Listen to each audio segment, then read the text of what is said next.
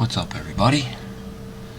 Derek G here, FTF Films, SacredLife. Right now, I was just gonna, play around with a piece of jewelry and see what happens. Starting from scratch, obviously. I kind of have like basic techniques by now. So I just kind of do some standards at first. You know, just standard standard shape. Because from here, you can go anywhere from a flat disc like this. I never have a plan, so I don't have a plan. That's what I was saying. I just kind of start with a basic standard circle. And I go from here. I cut a hole in it.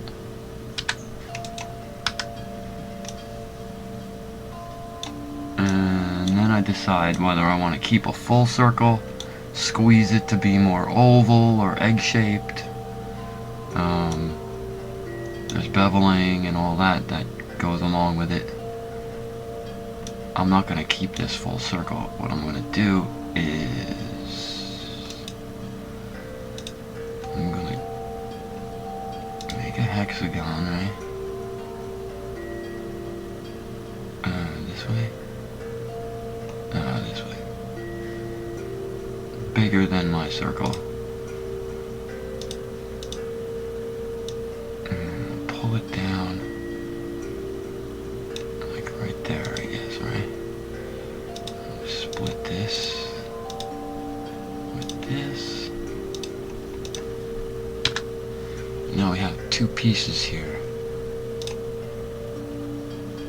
And this one, right?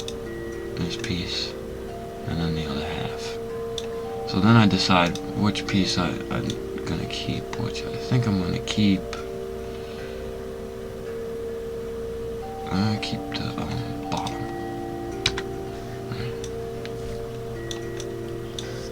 And now let's do some beveling on it, alright? Get a little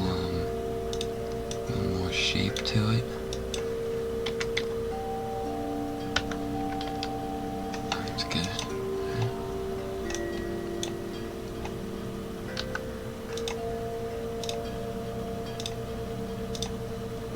Sometimes a piece of jewelry can take, 3 or 4 hours, and other times it can take like a half an hour.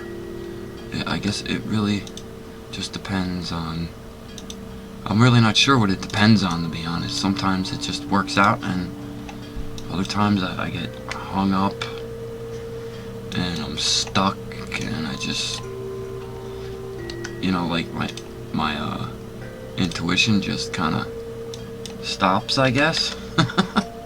I don't know how else to explain it, but it's like it runs out or it gets put on hold, and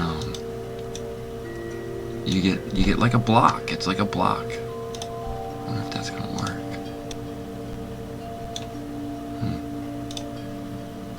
We'll find out. Nope. I probably have to do them one at a time, but I'm just not gonna do them.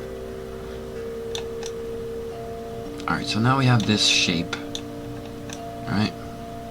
And I am going to squeeze it a little this way, so it's not going to be a perfect circle anymore. And then, I don't know, it depends. Like, I use triangle a lot, obviously. And I also do the same thing that I just did with this piece here. Is I don't always keep it a perfect triangle. I don't always keep it these 61-20 degree turns. I've been doing what I did here with this and squeeze the circle into an oval. So I'll squeeze this triangle into more of a a point in a way. Like, let's get this down here, come on. I do the same thing, I squeeze it this way, see what I mean? So you can get like star points. Kind of just like a little, I guess it's not a trick, it's just a little technique to make, well, it's just a little technique that I've used with this program to come up with, you know, pointy star look to things. I gotta round my corners.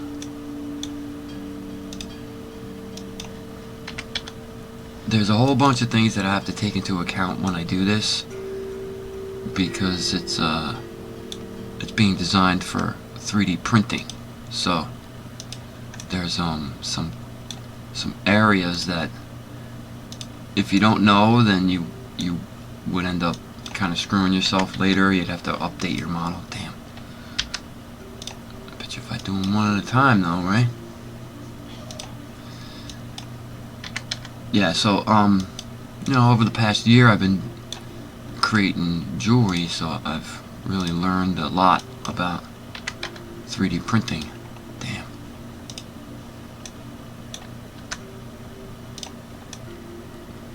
And so that's kind of why I'm rounding all these little, edges on everything, because sometimes they'll tell you that this cut here is too sharp to be not printed but polished, so you would lose the design. You lose design if they polish out your cuts.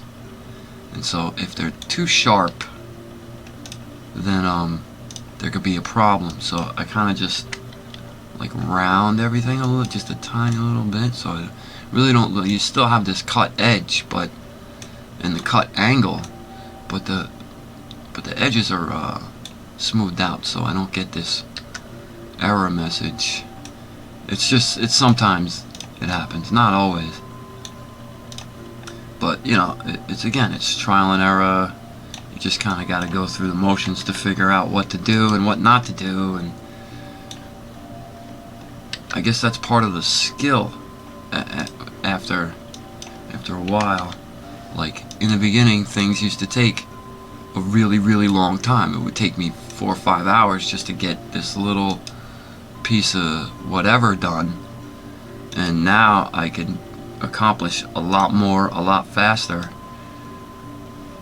and things work out a lot better at this point too.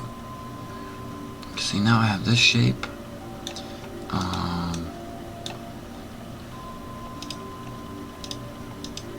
do a lot of height differential in a way. You see that?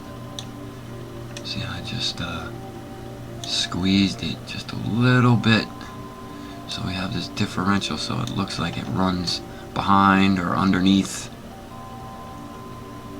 And I mean, you could do it whichever one. I could make the point go under or behind if I wanted. What now? See, this is the, well, let me put this standard. This is another little technique that I've come up with for this program. I put this little 1/2 inch rod here, make it much taller than my whole project size. And what this allows me to do is reorient the swivel points. So like, let me combine these two pieces here. And then when I go to move this, you see where they put the center point up here.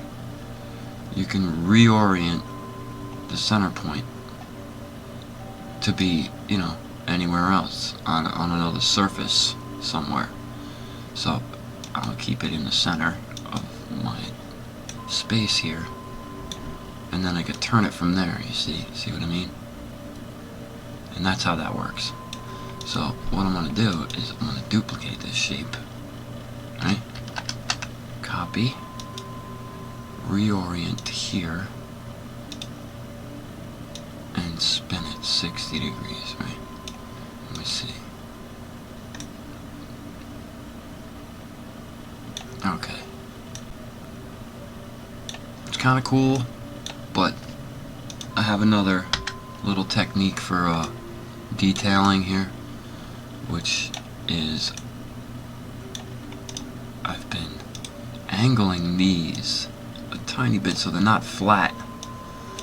So what happens is when they cross each other, now when I do that, when I copy and turn again, what happens is like here, we'll get to see. You get to see it. Everything's not flat now. It's got this little 3-degree pitch. And so we get, see that up there? See those angles in there? They weren't in there before like that. So you get these, it creates a more of a reflective surface. You know, and we get a different shape on the back than we do on the front. It becomes like a dual-sided pendant where you could wear it facing one way or flip it around and wear it facing the other way, and they'll have different reflective surfaces, but they'll still be the same geometry. So let me just get this around here. Let me get all 6 of these, right? 120. This is considered mathematical art because everything is done with a precision of degrees, and like everything is precise, and it's all based on number. You know, it's all based on a degree of numbers in form. So that's why I'm using the phrase degree, because everything is measured in angle and degrees, which makes it all mathematical. Now you see we have this here. Let me hide this centerpiece, right, so we can get a good look.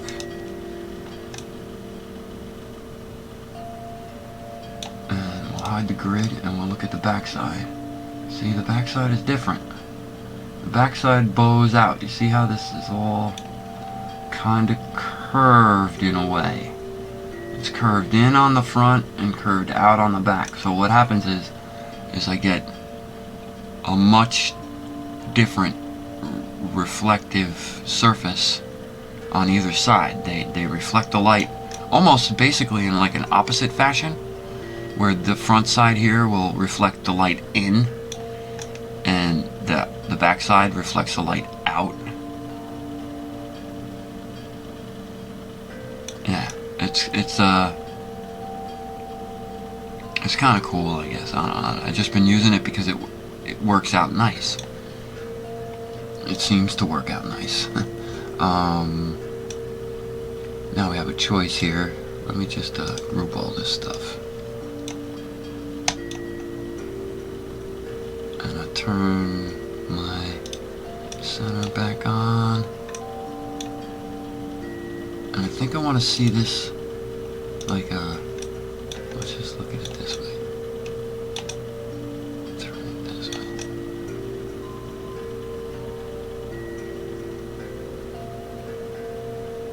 It's a choice here to whether I should leave the star points pointing that way or pointing this way. And I think I'm going to turn it, actually. I'm going to turn it so it's a masculine version.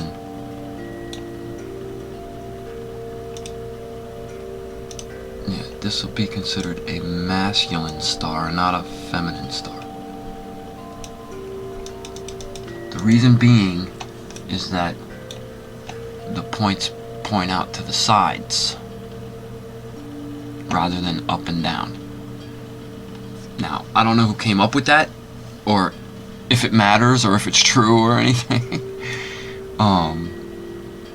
This is basically a well-balanced design, because I'm using straight lines and curved lines. Straight lines are masculine, curved lines are feminine, and I just try to keep some kind of type of balance like that in all my designs. Unless I'm specifically designing a masculine piece, then everything has to be a straight line, no curves. And if it's completely feminine, then it's no straight lines, only curved lines. But this is a mix because that's just kind of how it worked out. Like I said in the beginning, I don't have a plan. It's really, I'm not sure if I would consider this finished, because there's some things that I might want to cut little circles in here. Like I get some ideas, like that's, like this, now that this is what it is now, I get a whole new, like, update, download of intuition that says do this now and do that now, and or try this or try that. Like, I don't want to really keep going on and on. This is becoming a pretty long video, and I just kind of felt like sharing today the process here and actually talk through it, where, you know, I've made a bunch of speed videos like this where I just run this at ×4 or whatever, but I figure since I already have a bunch of videos like that, I might as well talk through this one and explain what I'm doing here, how I'm doing it. I just I taught myself this program. I've been learning it as I go. Anyone could really do this stuff if you take the initiative and aren't afraid of programs. If you're not afraid to click on things, you know, and look at things, then, you know, if you're into this is definitely, you know, Autodesk 123D design. It's free. Like, well, there's a free version, of course there's a paid version of it, but I just use the free version because it seems to get the job done for what I use it for. So there you have it. I'm not sure this is gonna be exactly like this when I put it on my Shapeways store, but it'll definitely be similar, and I'll put the link in the description. I'll say thanks for watching. I hope you enjoyed. Until next time, peace, love, and gratitude, and namaste to all of you.